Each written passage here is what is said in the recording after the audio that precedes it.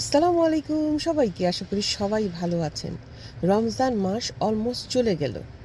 আজকে 28 রোজা, কিন্তু যেতে যেতে আমাদের স্পিরিচুয়াল বেনিফিটের পাশাপাশি অনেক হেলথ বেনিফিট দিয়ে গেল। কিন্তু এই যে এক মাস রোজা রাখার কারণে আমাদের বডিটাকে রিনিউ করে গেল।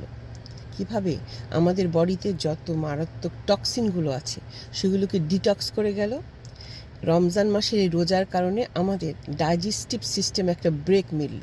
সেটার কারণে ডাইজেস্টিভ সিস্টেমের যে ওয়ার্কিং পাওয়ারটা আরও বেড়ে গেল।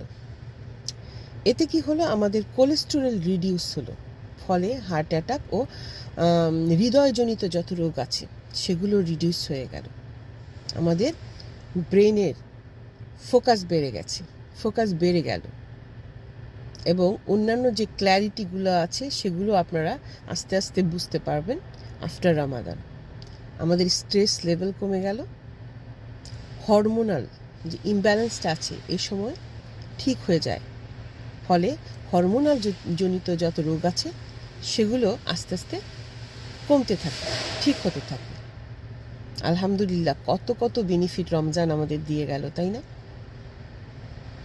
সবাই ভালো থাকবেন, ভেবে দেখবেন। আল্লাহ হাফিজ। আসসালামু আলাইকুম রহমতুল্লাহ।